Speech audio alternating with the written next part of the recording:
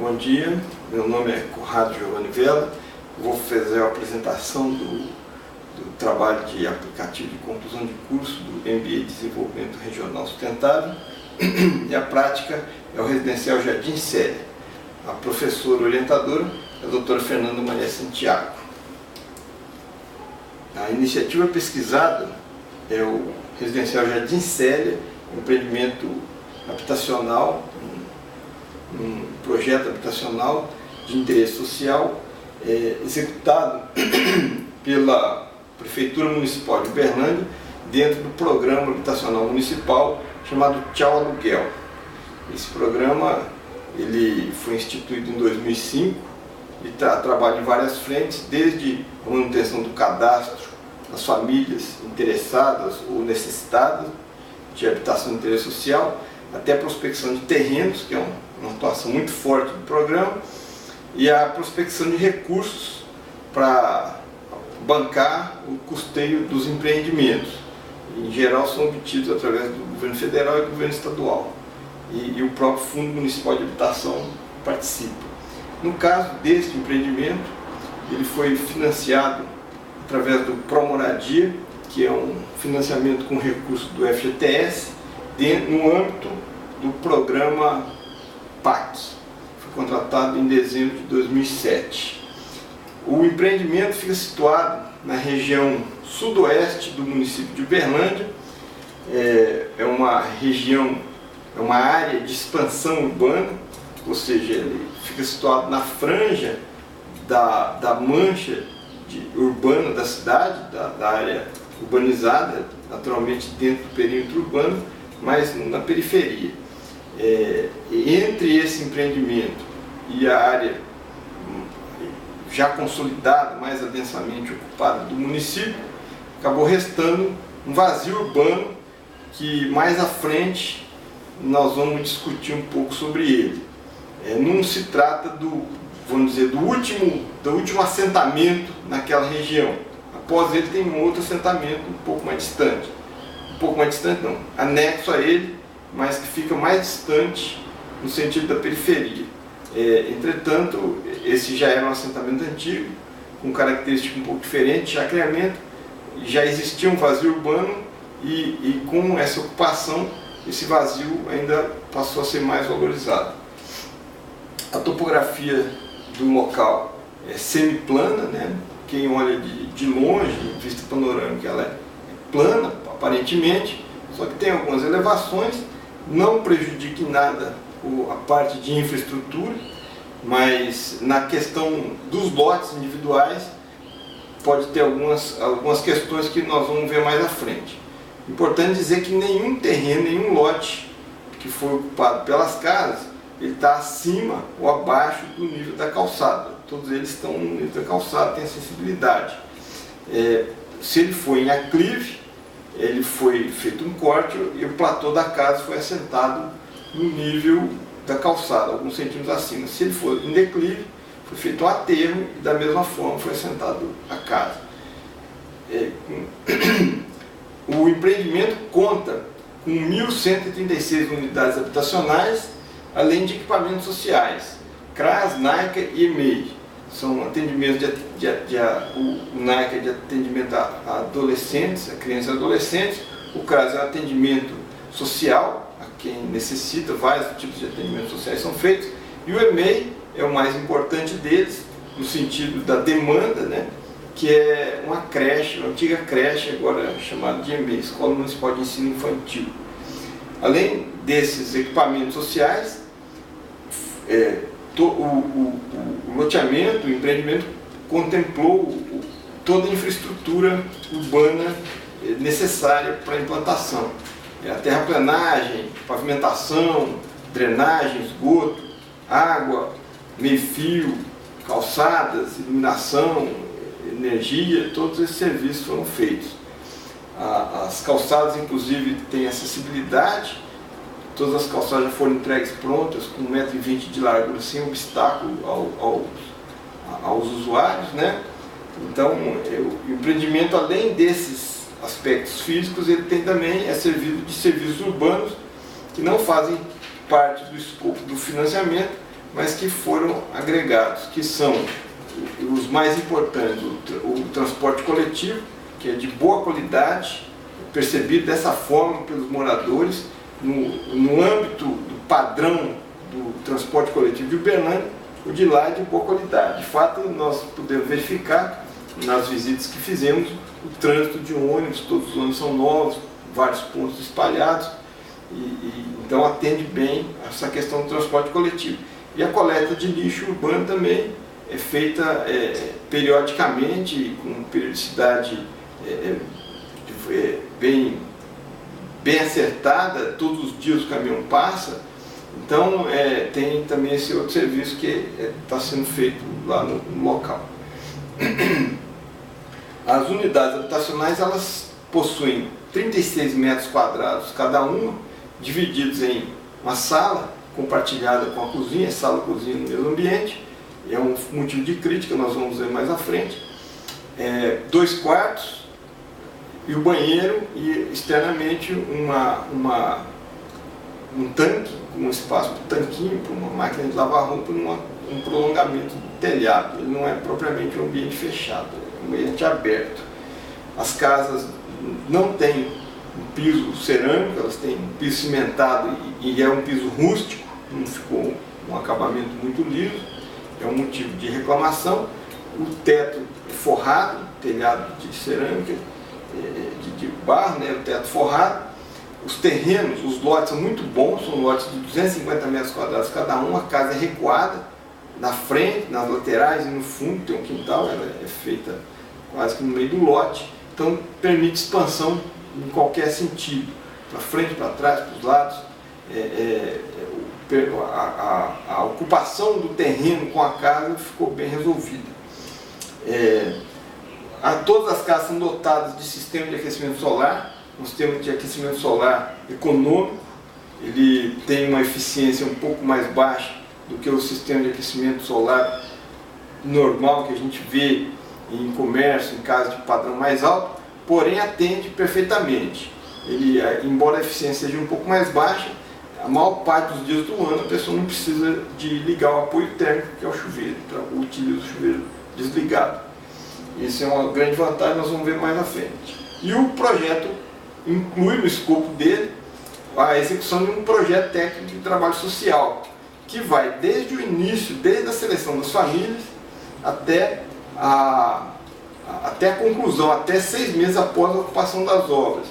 E esse trabalho ele envolve uma série de atividades com as famílias, uma série de ações, desde o levantamento do perfil de cada família, das necessidades, se a família tem alguma pessoa com deficiência ou não, idosos, até o trabalho de ocupação daquele novo espaço, de socialização das famílias, conhecimento entre elas, os direitos que elas têm com o empreendimento, com o novo local, os deveres que eles têm com o financiamento. Então esse trabalho é muito interessante, muito importante de ser feito, e todos os financiamentos que envolvem recursos do governo federal obrigatoriamente tem que ter o projeto técnico social, que é acompanhado pela Caixa. Esse projeto inclui também atividades com as famílias, dependendo da demanda, de capacitação para poder melhorar a sua condição social de renda, de obtenção de renda. Então, foram feitos cursos também de capacitação de acordo com o interesse das famílias. Um trabalho muito importante. Essas fotos são lá do residencial, né? Essa foto do canto direito aqui é a Escola Municipal de Ensino Infantil, EMEI, e dá para perceber que os terrenos são planos, as casas têm coletor solar, né? Uma forma de economizar, de baixar um pouco o custo da construção que foi adotado, foi a simplificação do projeto e usou reservatório de água fria externo, colocado em cima de um poste.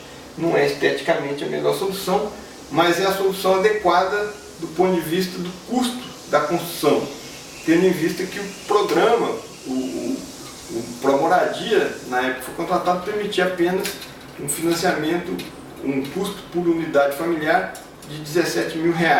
E nesse custo está rateado todos os demais custos que envolvem o empreendimento, que são a infraestrutura, a construção das casas propriamente ditas, exceto a aquisição do terreno que foi feito pela prefeitura. O enquadramento do TACC é o seguinte: o eixo temático que nós trabalhamos é o desenvolvimento socio-territorial, o tema habitação e interesse social, pergunta de pesquisa, aquilo que nos motivou. Verificar, em função do trabalho que nós fazemos já nessa área há vários anos, há mais de 10 anos, verificar quais as deficiências que o projeto apresenta ou como ele poderia ter sido feito para que ele fosse melhor, para que agregasse uma melhor qualidade de vida aos beneficiários na visão deles. É interessante isso porque a gente que trabalha com esses empreendimentos, na contratação, na análise, que auxilia a fazer os projetos, a gente faz os projetos pensando que é a melhor solução, mas pode ser que na percepção dos moradores, dos beneficiários finais, não seja a melhor solução, e é importante termos essa visão deles.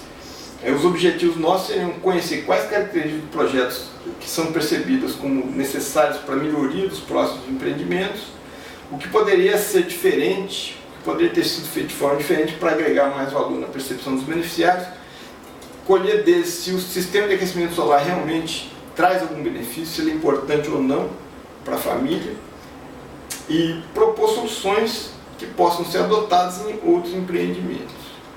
Os procedimentos metodológicos, nós adotamos uma metodologia descritiva, com entrevistas estruturadas, com famílias selecionadas aleatoriamente, e incluindo observações de campo, inclusive visitas ao local que foram feitas acompanhadas pelo secretário municipal de habitação, e análises qualitativas dos resultados colhidos. Com relação às pesquisas estruturadas, é importante salientar que o empreendimento foi ocupado em 4 etapas, em 4 momentos diferentes. Pelo porte, por ser muito grande, inicialmente o cronograma previa uma ocupação em 3 grupos de 380 casas, mas por questões de execução de obras, ele acabou sendo dividido em 4 grupos, em 4 momentos. Então, os entrevistados foram selecionados ao longo de todo o empreendimento e não concentrados numa única região, de forma que nós pudemos captar a percepção daqueles que já estavam há mais tempo, há 2 anos, e daqueles que haviam chegado há menos tempo, por volta de 4, 5 meses. Os principais conceitos teóricos pesquisados e trabalhados para fundamentar o trabalho foram a questão da pobreza no Brasil, que ela é diretamente vinculada à capacidade de aquisição da moradia, a questão da ocupação urbana. Nós falamos no início sobre o vazio urbano que foi deixado e verificamos que a teoria da ocupação urbana se reflete na realidade local aqui de Uberlândia, tendo em vista que aquela forma de ocupação de construir um empreendimento na franja da malha urbana, da mancha urbana, cria vazios que depois são explorados de forma especulativa pelos proprietários daqueles vazios. A prefeitura tem dificuldade de prospectar lotes, comprar terrenos em preços acessíveis dentro do orçamento, acaba comprando terrenos distantes.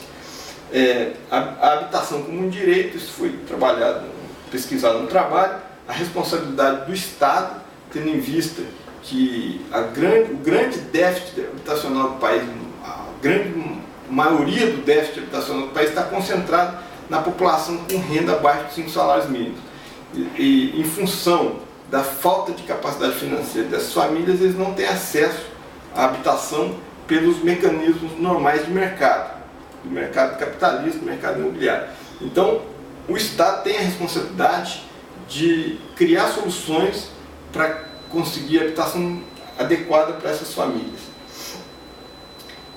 Fizemos a vinculação também do desenvolvimento territorial e do meio ambiente, questão da riqueza, da pobreza, da agressão ao meio ambiente, tanto por um lado quanto pelo outro, e os programas habitacionais recentes lançados pelo governo federal. Fizemos um levantamento dos programas que existem atualmente no mercado, voltados para a faixa de população de renda mais baixa, que é de R$ 1.600 para baixo, R$ 1.600 para baixo, e os autores pesquisados estão aqui na transparência. A síntese dos resultados obtidos. Então, o primeiro resultado que saltou os olhos é a questão da qualidade de vida na percepção das pessoas, né? 91% dos entrevistados disseram que a sua vida melhorou, sem entrar no conceito que é qualidade de vida, sua vida melhorou após a ocupação do empreendimento. E apenas 9% disseram que continua da mesma forma. Não melhorou nem piorou, ficou do mesmo modo a qualidade de vida. Ninguém disse que a sua qualidade de vida piorou após a ocupação. Nesse gráfico nós temos aqui a condição de moradia anterior das famílias, antes delas virem para o empreendimento. 61% delas moravam de aluguel, 12% delas em coabitação, com parentes, pais, filhos, e 27% em imóveis cedidos.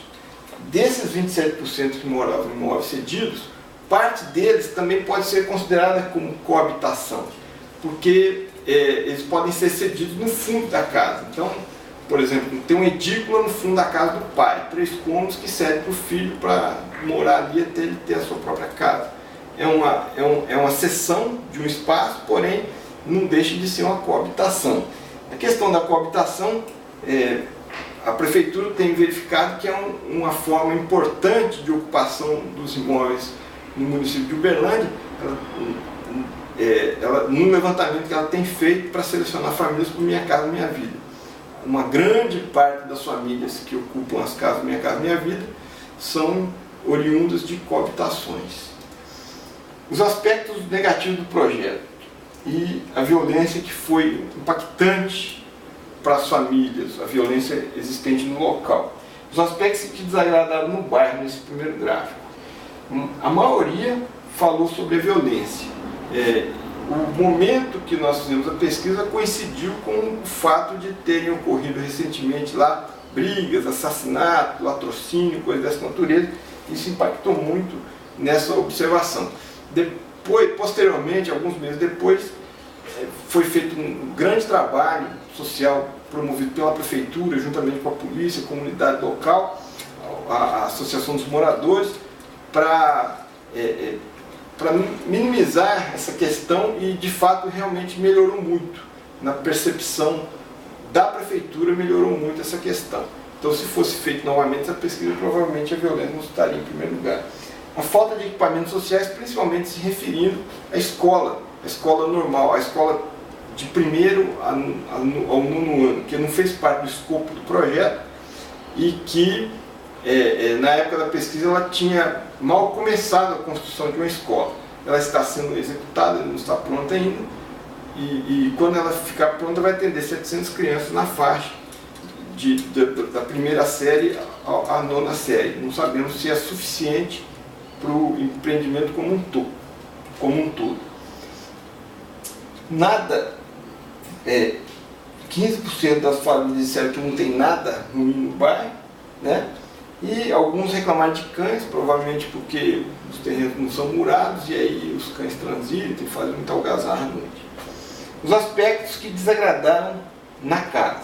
O que chamou a atenção foi a primeira resposta, que nada desagradou na casa, tudo agradou. Isso é importante, significa que o projeto acertou, mas tem aspectos que poderiam ser melhorados. Um deles é o tamanho, que não se refere somente à área construída, mas várias vezes foi citada a questão da quantidade de cômodos, principalmente de quartos, que são 2 quartos, poderiam ser 3. A questão do desnível do terreno, nesse ponto que eu gostaria de falar, sobre o que nós citamos no início. O desnível do terreno não significa que o terreno é acidentado, significa que o terreno, como foi feito um platô para a construção da casa, pode ter restado no quintal um desnível, em declive, um aclive, e as famílias que têm interesse em nivelar o terreno até o final, ter os seus 250 metros planos, ela tem que fazer um aterro, um corte, e fazer um muro de arrimo de contenção. Isso aqui é uma reclamação, embora o muro de arrimo e esse tipo de solução não é feito normalmente em empreendimentos de lotes isolados, nem em padrões de construção mais altos, em função de custo dos empreendimentos, que poderia ficar fora do mercado. O maior benefício percebido e salta aos olhos é o fato do beneficiário ser dono do imóvel, ter o seu próprio espaço, ser dono daquele espaço, ter um referencial, ter um endereço. Então, a casa própria é o maior benefício. Tudo é bom, segunda resposta que foi dada, tudo agrada na atratividade do imóvel. O espaço das casas é bom também, é o terceiro item, significa que enquanto alguns reclamaram do tamanho da casa, outros falaram que o espaço é bom, mas nós estamos entendendo que o espaço seja a casa e o terreno de fato é muito bom. E o fato da existência da energia solar também foi muito citado como um aspecto positivo de benefício do imóvel. O interesse em executar melhorias no imóvel que os moradores apresentam. Então esse gráfico mostra os serviços que foram executados para melhorar os imóveis pelos próprios moradores ou que eles pretendem fazer, assim que tiverem condições. Essa fatia maior aqui, 33%, se refere à execução de muro, não o muro de arrimo que eu citei antes, o muro de divisa do terreno, fechar o terreno. Aqui na região é um costume muito arraigado fazer muro de parede mesmo, não de cerco, o mureto, o cerca-vivo. Então eles querem fazer muro. 22% aqui é o piso interno, ponto mais reclamado, a falta do piso. Tá certo? E aqui também, construção de mais cômodos, aqui uma série de outras pequenas melhorias. Energia solar. A maioria das pessoas percebeu que houve uma redução na conta de energia. Esses daqui disseram que a conta aumentou e esses aqui disseram que a conta não variou. Significa, mas essa comparação é feita com o imóvel que morava antes e que ele mora atualmente. O ideal seria uma comparação feita no mesmo imóvel, antes e depois de pôr energia solar. E o funcionamento do sistema de aquecimento solar, a grande maioria, 88%, diz que ele realmente funciona. Sugestões de melhorias que nós podemos apresentar.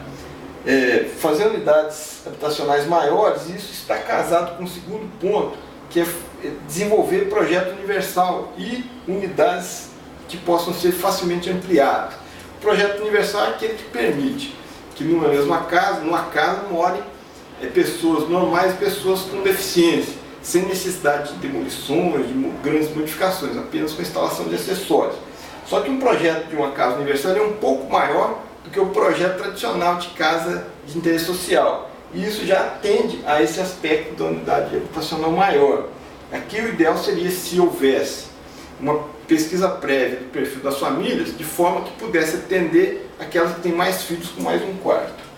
Universalizar o uso do sistema de aquecimento solar nas regiões do país onde ele é interessante, melhorar o acabamento interno do piso, e esses 4 aspectos foram os 4 que nós mais notamos como reivindicação, como sugestões que poderiam ser melhoradas, e foram adotados pelo Minha Casa Minha Vida 2, o atual Minha Casa Minha Vida.